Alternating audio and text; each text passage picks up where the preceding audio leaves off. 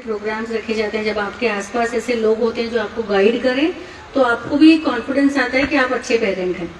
Yes, thank you. अब माताओं में से मैं चाहूंगी कि कोई अपना अनुभव बताए या प्रश्न पूछे। आप सभी को प्रणाम, नमस्ते जी। हमारा नाम अवंतिका सिंह है। हमारे 2 बच्चे हैं, एक 6 साल की बच्ची है और एक 8 साल का बच्चा है। तो दोनों बच्चे हमारे यहीं पढ़ते हैं। जो हमारी 6 साल की बच्ची है, मेरी जो 6 साल की बच्ची है, सरेजल नाम है उसका, वो जब 2 या 2.5 साल की थी तब से उसके साथ समस्या है कि अगर उससे कोई ऊंची आवाज में बात करे तो अपनी सांस रोक करके वो जमीन के बल गिर जाती है। यानी कि ऐसा लगे कुछ देर के लिए आपको कि ये बहुत बड़ी समस्या है उसको। लेकिन चूंकि एज ए हम एक टीचर भी हैं और जो हम सब्जेक्ट पढ़ाते हैं चाइल्ड डेवलपमेंट मेरा वही विषय है, तो बहुत सी चीजें मैंने उससे सीखी हैं। तो कुछ चीजें हम उसके साथ कर रहे हैं, जैसे प्यार से बात करना, चीजों को हैंडल करना, समझाना पता है। और उसकी कमी ये है, अब बहुत बदलाव आया है, लेकिन अभी भी कमी उसके अंदर ये है कि वो बहुत ज्यादा कुछ भी उसे कहना हो, कुछ भी बताना हो, तो वो हर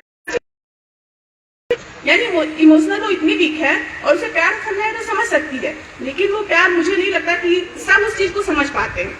तो वो हर बात अपनी किसी से शेयर नहीं कर पाती है। तो आपका प्रश्न क्या है? मेरा प्रश्न मैम ये है कि हम कैसे उसको, ये जो उसका इमोशनल वीकनेस गुजर रहा हो और उसके साथ हम इतने पेशेंस से उसको हैंडल कर रहे हैं, टैकल कर रहे हैं, और सबके सामने हमारे लिए एक उदाहरण है कि किस प्रकार हमने उसे हैंडल करना चाहिए।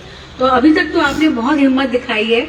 अगर आप ये पूछना चाह रहे हैं कि आप और क्या कर सकते हैं उसको हैंडल करने के लिए, मैं आपको हमारे यहाँ आज आने का रीजन भी यही है, क्योंकि हमारा शेड्यूल बहुत व्यस्तता वाला है। हाँ जी। लेकिन फिर भी हम ये समय निकाल के सिर्फ इसीलिए आए ताकि कुछ मेरे काम की तालियां प्लीज इनके लिए, अवंतिका के लिए, कि वो खुद टीचर हैं, वो खुद चाइल्ड डेवलपमेंट पढ़ रही हैं और फिर भी समय निकाल के आज यहाँ आए। आपका बहुत बहुत धन्यवाद पूरे मैनेजमेंट की ओर से। ये चाहते हैं कि हम इन्हें बताएं कि हम और क्या कर सकते हैं। जो बच्ची है इनकी बहुत भावुक है, कोई भी बात शुरू करती है तो वो रोने से ही शुरू करती है। इसको हम सेंसिटिविटी कहते हैं। आप साइकोलॉजी पढ़ रहे हैं, आप चाइल्ड डेवलपमेंट पढ़ रहे हैं, तो आप सभी को पता रहना चाहिए कि कोई भी अनुभव किसी एक पे असर जैसा डालेगा, दूसरे बच्चे पे कुछ और असर डालेगा। ये जरूरी नहीं है कि हम सबकी भावनाएं एक जैसी हो, हमारी भावुकताएं एक जैसी हो। जो चीज का असर मेरे पर अगर किसी प्रकार से पड़ा है तो किसी और पे भी वैसा ही असर हो, जरूरी नहीं है। तो कोई कम भावुक होते हैं, कोई ज्यादा भावुक होते हैं, कोई कम प्रैक्टिकल होते हैं, कोई ज्यादा प्रैक्टिकल होते हैं। तो हमें ये बात समझने की जरूरत है कि जैसे हमारा बच्चा अगर ऐसा कुछ कर रहा है तो हम कहते हैं इसमें क्या है, रोने की क्या बात है।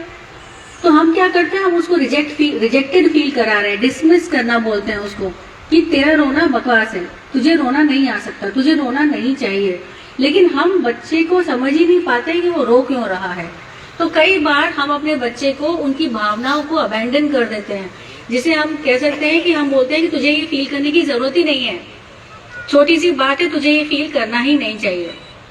मैं आपको सिर्फ एक सजेशन ये देना चाहूंगी, सबसे पहले तो आपकी हिम्मत बढ़ाइए, क्योंकि आगे और आपको और माइलस्टोन्स आएंगे और पड़ाव आएंगे जहाँ पे आपको ज्यादा ताकत लगेगी उसको हैंडल करने के लिए। दूसरी बात, अगर आप कह रहे हैं कि केवल आपको पता है, किसी और को मालूम नहीं है, तो वो आपके घर में लोग परिवार वाले होंगे, आप जॉइंट फैमिली में रहते हैं, तो आपका काम है कि उन सबको सजग कराइए, उन्हें सबको शेयर कीजिए कि ये बच्ची बहुत भावुक है, उसकी सेंसिटिविटी, उसको हम कहते हैं सेंसिटिव होना, उसका जो सेंसिटिविटी है। ऐसे कई बच्चे होते हैं जो दूसरों से ज्यादा सेंसिटिव रहते हैं, उन्हें हर बात पे रोना आता है, क्योंकि उनका दुख का जो कोशेंट है, तो दुख की जो स्केल है, जो दुख की मात्रा है, वो ज्यादा होती है। आपको अपने घर वालों के साथ ये शेयर करना चाहिए ताकि आपका जो तकलीफ है वो दूसरों के साथ भी आप बांट सके। मतलब ऐसा हो रहा है कि आप अकेले ही सब झेल रहे हैं, है ना।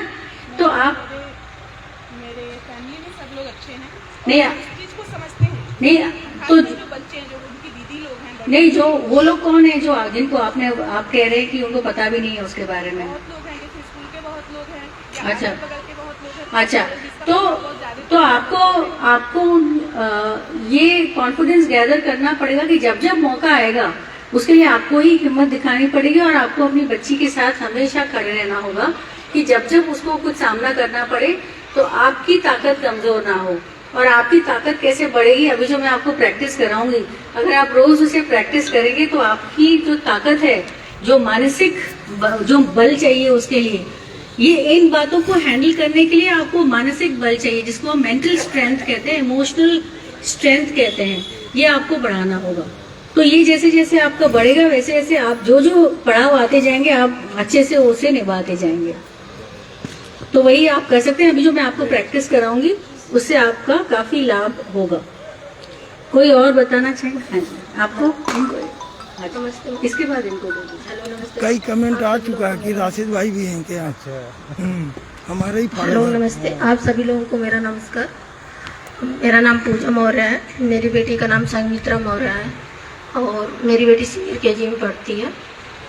मेरा क्वेश्चन सिर्फ ये है कि मेरी बेटी किसी भी चीज़ को लर्न रहता है, जैसे कोई चीज़ याद की है मेरे सामने बता लेती है, फिर स्कूल में आने के बाद मैम के पास बताने में ना वो कहती मैं भूल जाती हूँ, फिर घर पे जाके मुझे कहती है मम्मी मुझे लर्न था मैम के सामने मैं नहीं बता पा रही हूँ।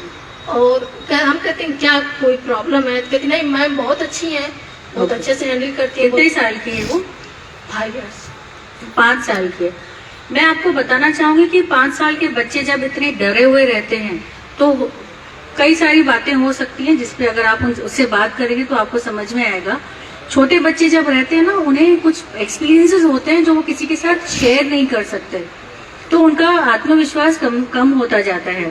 तो आपको उससे बात करनी पड़ेगी कि ऐसा तो नहीं कि क्लास में कोई उसे मार रहा हो या उसको कोई टोक रहा हो या उसको कोई उसके साथ बुलिंग हो रही हो या उसके साथ कोई गलत हरकत कर रहा हो या रास्ते में जब वो जा रही है तो कुछ गलत हरकत हो रही हो। बहुत सारे बच्चे मेरे पास ऐसे छोटे छोटे बच्चे आते हैं जिनके साथ बहुत कुछ होता रहता है लेकिन वो खुल के बता नहीं सकते हैं। ऐसा हम कई बार पूछे हैं पर ऐसा कुछ वो नहीं कही है कि नहीं, वो बोलती कि नहीं मैम बहुत अच्छी हैं, स्कूल में सब लोग बहुत अच्छे हैं, फिर भी पता नहीं क्यों ऐसा करती है। तो मेरे ख्याल से यहाँ पे जो काउंसलर है ये स्कूल से अटैच्ड है, हाँ, पर आप उनके पास उसका कोई फ्रेंड है तो उसके पास नहीं बैठती है तो उसके लिए कहते कि हम स्कूल ही नहीं जाएंगे। तो आप कोशिश कीजिए उससे काउंसलर से मिलवाने की। Make a note of this, the 5-year-old girl is getting scared of speaking, which means that उसको कोई ना कोई डर है, उसके भीतर कोई भय है, वो भय निकालना जरूरी है।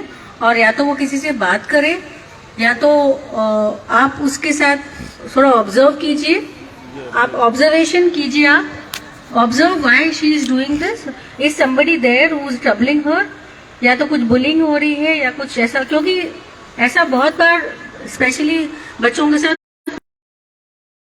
कि वो कैसे रिएक्ट करें लेकिन भीतर ही भीतर डरते रहते हैं। तो मैं सजेस्ट करूंगी कि आप स्कूल काउंसलर से जरूर मिलें, ठीक है? ये यहाँ की स्कूल काउंसलर हैं, आप उनके साथ बात कीजिए और बच्चे को वो हैंडल करेंगे। मैं उनको गाइड करती हूँ कैसे करना है, ठीक है? Thank you.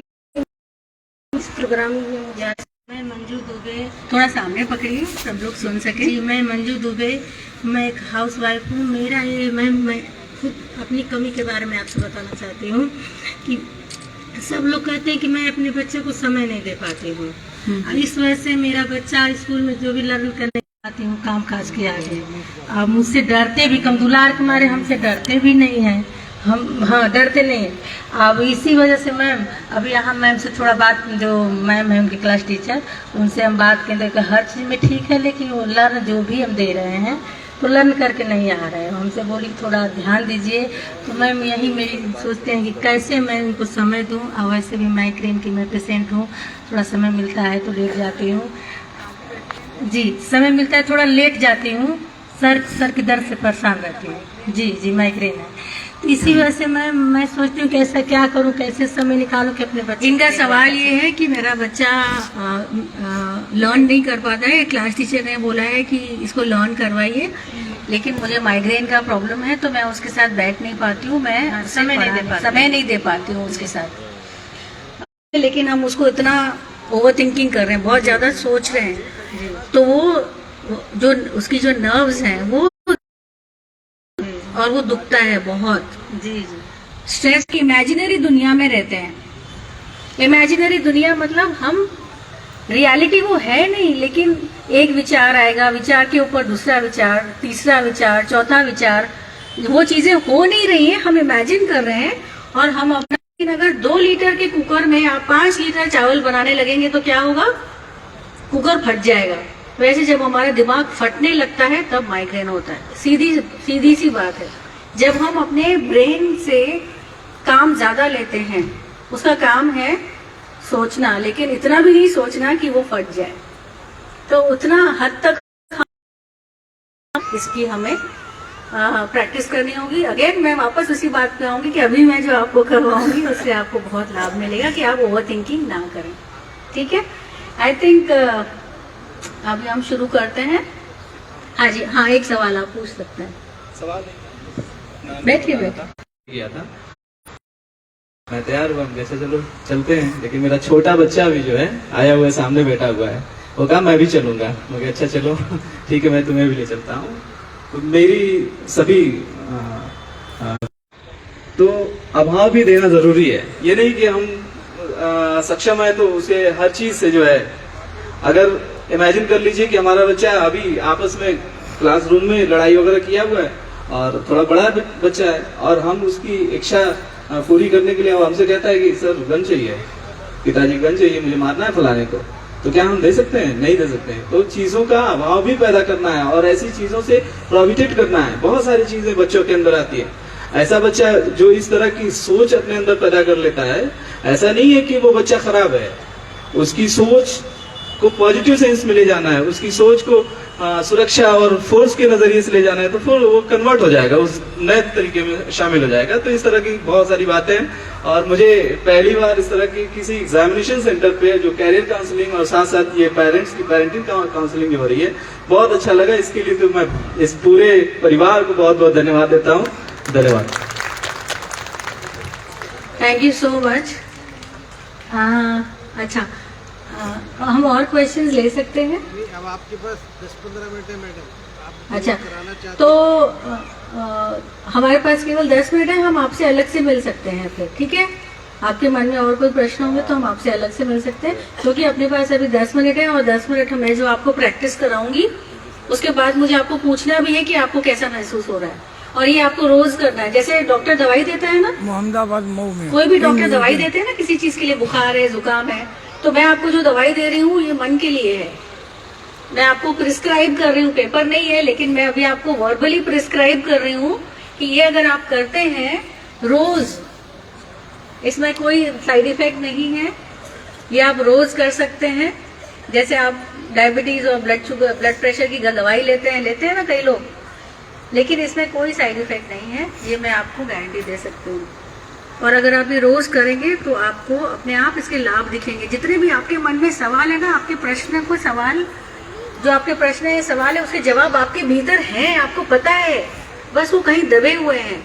तो आपके प्रश्नों के जवाब भी आपके अंदर से ही आपको पता चलेंगे, लेकिन कब? जब मन शांत रहेगा। और हमने ये अनुभव किया है कि जब मन शांत रहता है तो हम अपने हैं। तो बस मन को शांत रखने का ये मैं एक्टिविटी आपको करा रही हूँ, ठीक है? वहाँ बैठे हुए सभी पेरेंट्स को भी ये करना है साथ साथ। हमने इन पेरेंट्स को बुलाया है अपना अनुभव शेयर करने के लिए आपसे, ताकि आपको भी, आपकी ही रिप्रेजेंटेशन है ये, आपके बिहाफ पे आए हैं, तो आपको भी चाहिए रहेगी। आपके सबके फोन जो है आप साइलेंट पे रख दीजिए।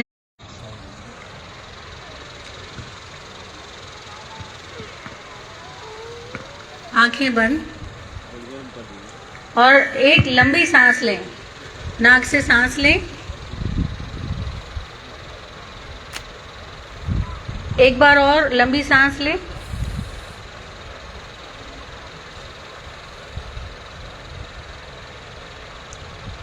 और एक बार लंबी सांस लें।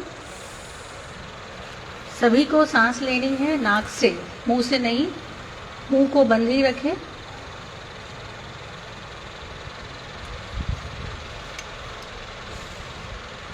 थोड़ी देर और लंबी सांस लेते रहें।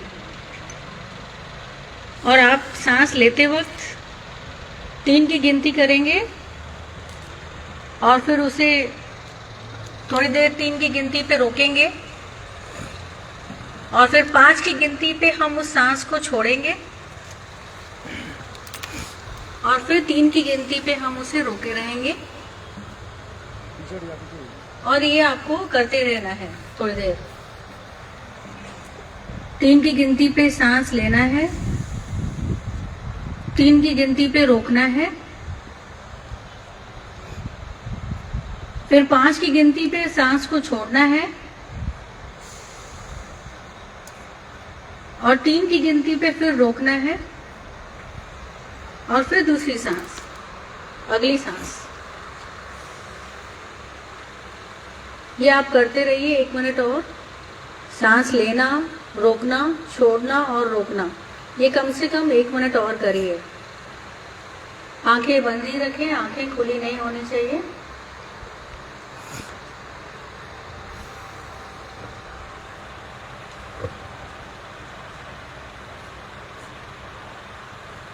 जब हम इस प्रकार सांस को देखते हैं तो हमारे भीतर बहुत कुछ होने लगता है, आप अनुभव कर रहे होंगे।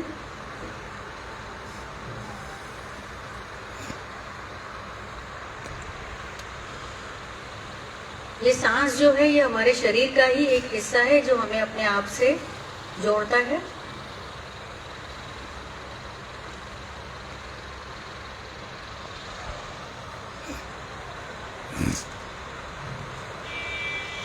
अभी आंखें बंद ही रखिए और रिलैक्स कीजिए।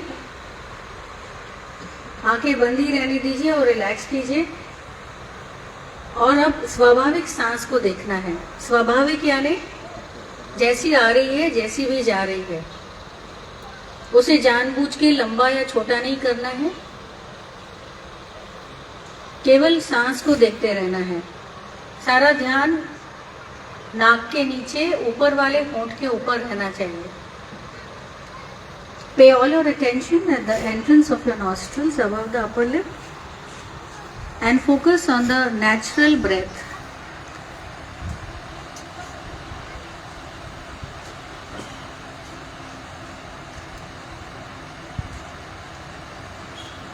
जो सांस अपने आप से आ रही है, जो सांस अपने आप से जा रही है, उसे देखना है। हमें सोना नहीं है, सजग रहना है। कोई भी सांस बिना देखे भीतर न जाने पाए, कोई भी सांस बिना देखे बाहर न आने पाए।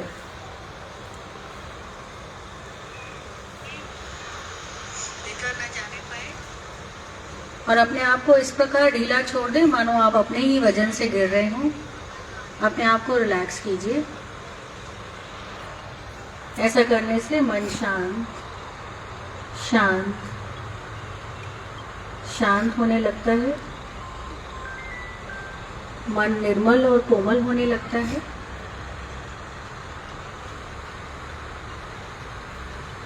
हमारा मनोबल, हमारा शारीरिक बल दोनों विकसित होते हैं।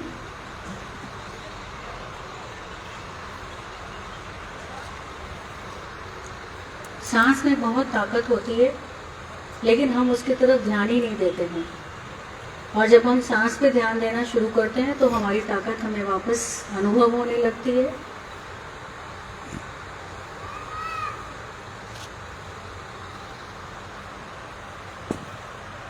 हम ये भी जान रहे हैं कि मन कितना भटकता है। मन या तो भूतकाल में भटक जाता है या तो भविष्य काल में, लेकिन हमें घबराना नहीं है। जब जब होश आ जाए कि मन भटक गया है, उसे फिर से ले आए सांस पे।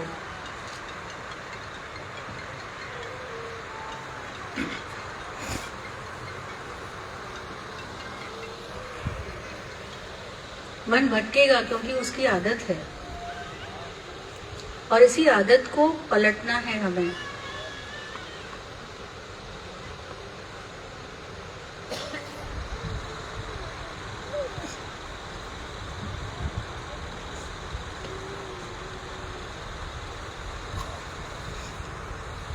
मन भटक गया हो तो उसे फिर से सांस पे ले आए।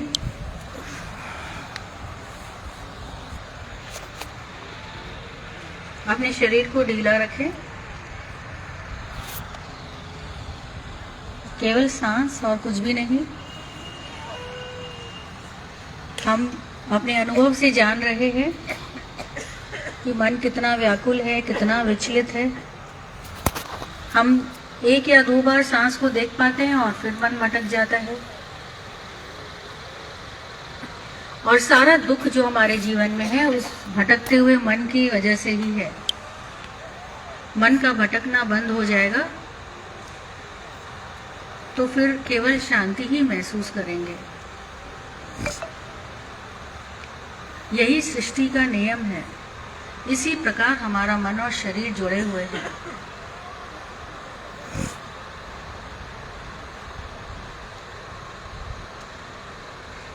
मन और शरीर एक दूसरे को प्रभावित करते हैं। जब मन शांत रहता है तो हमारा शरीर भी ठीक रहता है, और जब शरीर ठीक रहता है तो हमारा मन भी शांत रहता है।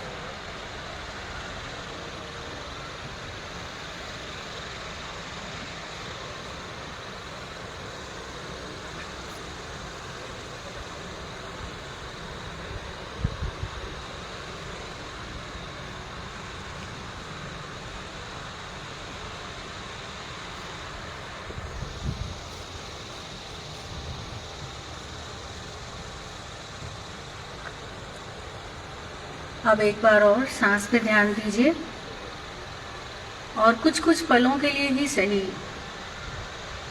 2-3 पलों के लिए ही सही, 2-3 क्षणों के लिए ही सही, अगर आपके मन को थोड़ी सी भी शांति मिली है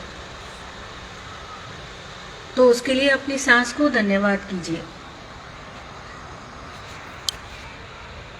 कुछ कुछ पलों के लिए ही सही, अगर आपको लगा है कि सांस पे ध्यान देने से मुझे अच्छा लग रहा है तो अपनी सांस के प्रति शुक्राना कीजिए। सांस तो हम सभी के पास है।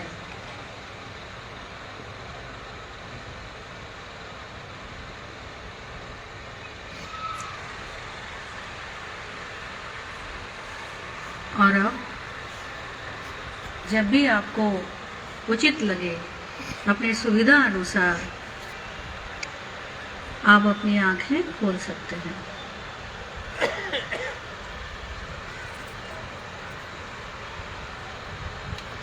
आपका बहुत बहुत धन्यवाद साथ देने के लिए। कोई आप में से अनुभव शेयर करना चाहेगा?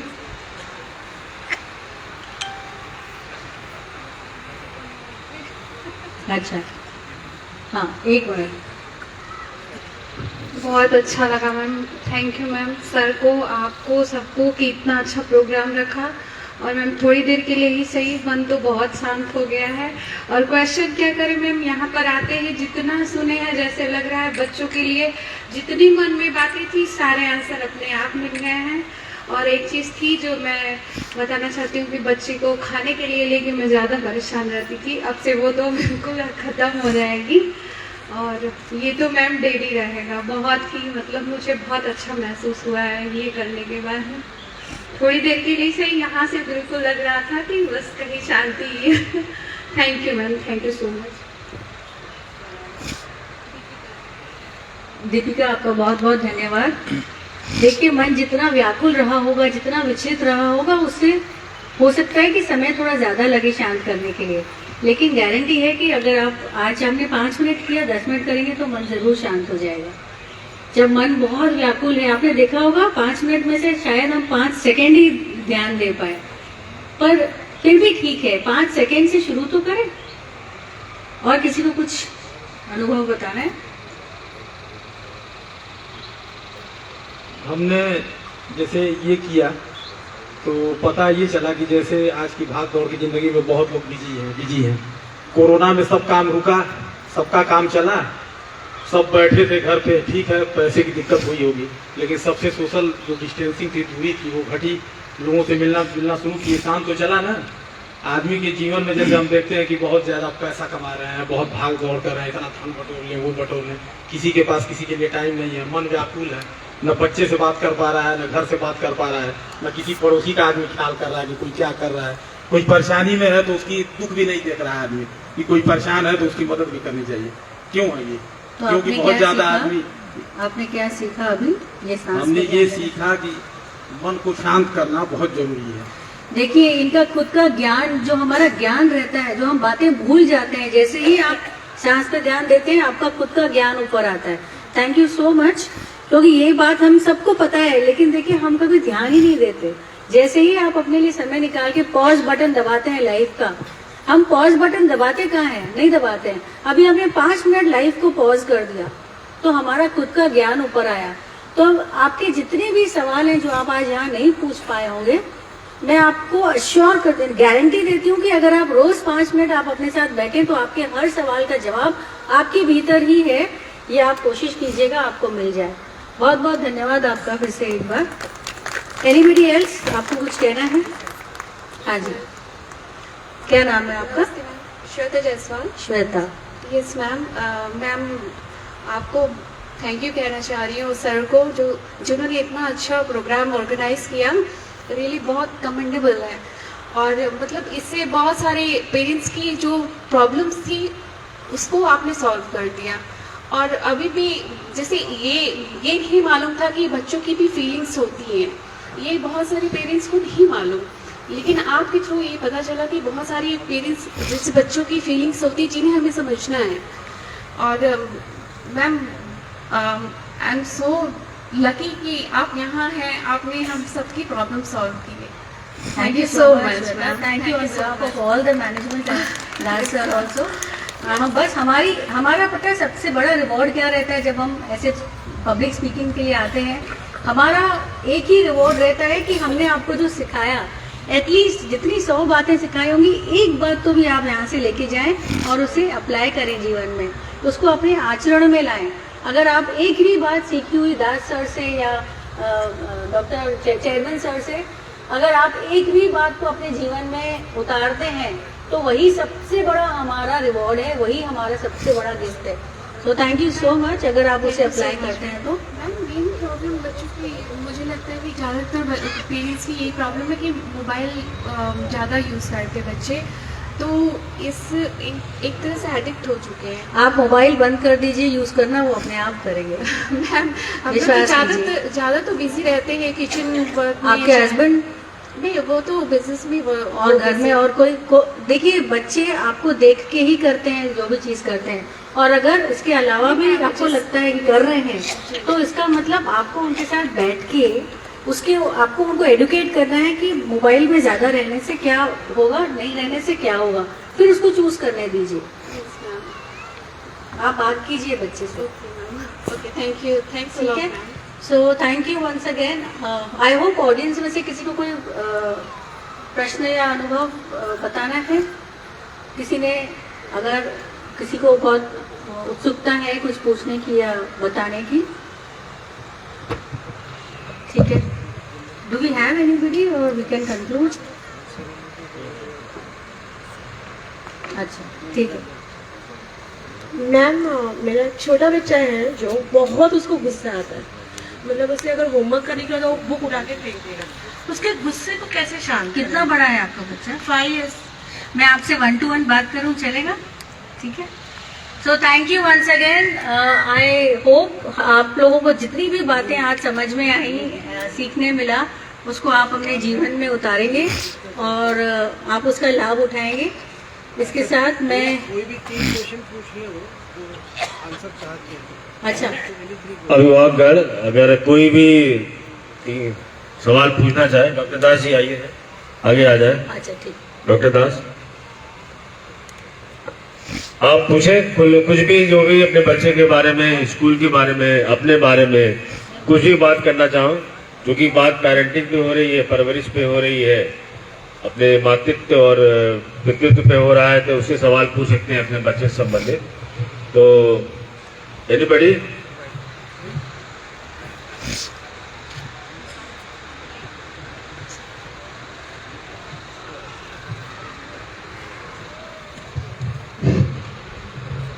नमस्कार सर, मैं शिवमणि राय, मैं पेशे से अध्यापक हूँ। सर पूछना ये था कि एडोलसेंस है, एडोलसेंस में बच्चे की स्वतंत्रता का स्तर क्या होना चाहिए, उसको कितना स्वतंत्रता दी जा सकती है, या मतलब बॉय चाइल्ड है या गर्ल चाइल्ड है। तो जैसे बॉयज को लेकर के नॉर्मली हम लोग जो है बहुत केयरफुल नहीं होते हैं, लेकिन